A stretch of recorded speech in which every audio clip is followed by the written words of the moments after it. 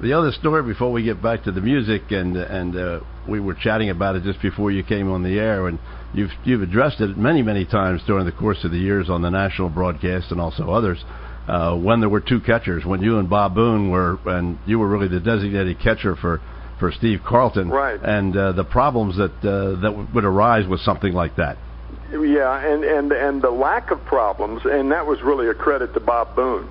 Because had another catcher surfaced and not had the attitude that Bob Boone had, then I don't think that would have worked. But it did work. We won 3 divisions in a row in '76, '7, and '8 for the Phillies, and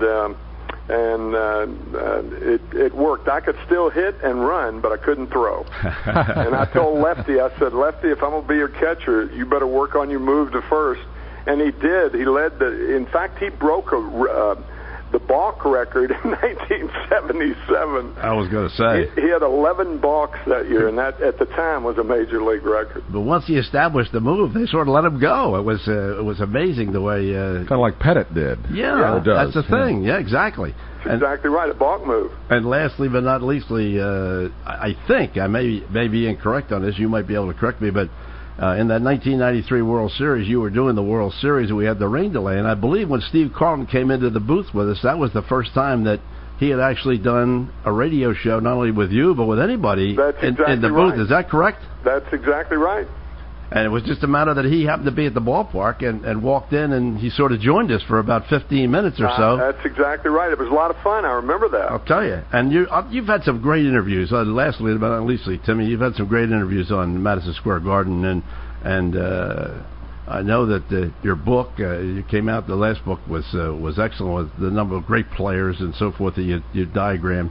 But give me a couple of your most interesting interviews on MSG. Dikembe Mutombo was the 5th show that we did about 9 years ago, and he was one of the more fascinating men I've ever met. He speaks 5 languages. He's from Kinshasa in the Congo. He delivered a lot of pro athletes talk about charity work. Well, Mutombo actually was involved in it. In fact, when the boats would leave in New York, he would fly ahead to Kinshasa, and he and his brothers made sure that everything was distributed. He was building a 200-bed hospital in Kinshasa. I don't know whether that hospital was built, but knowing Mutombo, I've got to believe that it was.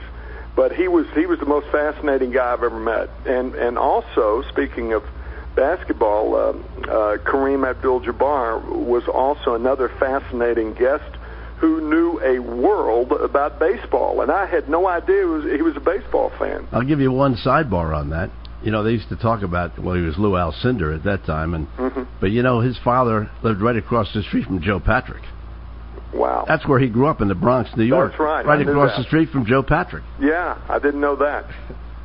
But anyway, it's fascinating to have the opportunity to interview guys in other sports and to talk about things other than the X's and O's and what makes them tick. And how about George Will? He wrote the preface to your book, and he you wouldn't think of him as a great baseball fan, but he is a great baseball fan. He is a very knowledgeable baseball fan, and you talk about a man who is involved in the minutia of everything. He's the only guy that I've ever met who uses all the $1 million words correctly. Tim, Doug Miles, good to talk to you again. We had you on a couple years ago when the book came out, and I got a chance to get the CD. Don gave it to me the other day, and I like the selection of songs you picked. Some great standards. We're going to play On a Clear Day in a few minutes, and 2 for the Road. You do One for My Baby. What was the selection process for the songs? Random. Well, it worked out. Yeah, it did. In 1961, and I won't bore you with these old stories, but I was 19 years old playing in Puerto Rico. And Dean Stone, you remember Dean Stone, left-handed pitcher Absolutely. for Washington, pitched for the Philadelphia A's for a while and for the Houston Astros. Didn't he almost throw a no-hitter one time? Yeah, he did, yeah. Yes. I think 8 1/3 or something like that. I think you're right. I remember him well. Anyway, we were roommates along with several other guys, and after games, he was a huge Sinatra fan, and we would go on top of the apartment building that we played in Santurce, Puerto Rico, and play Sinatra Under the Stars and drink beer and all that sort of stuff. And that's where I really got my love of Sinatra. And I always liked him prior to that because of my father.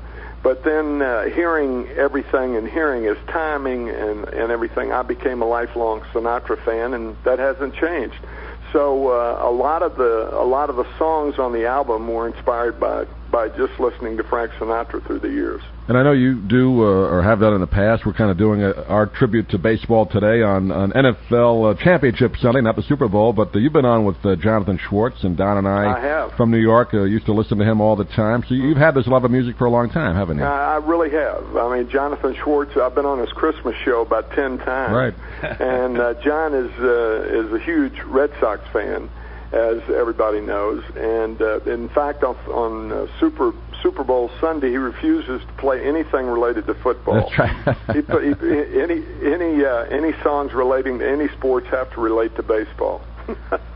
Well, Timmy, we asked you to join us for a few minutes. You joined us for a half an hour. I really appreciate it. We'll have you hopefully again, and because I love to go over the stories and things that have happened down through the years.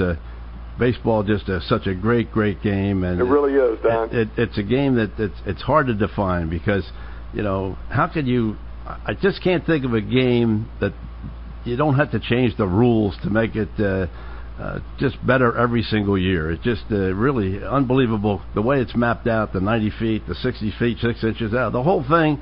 And the only thing that's changed is they move the walls in to hit more home runs. Yeah, and the stories and the memories are the same too. Exactly. And it's a sport where all the stories that are told are really not apocryphal because the guys who are telling the stories were parts of them.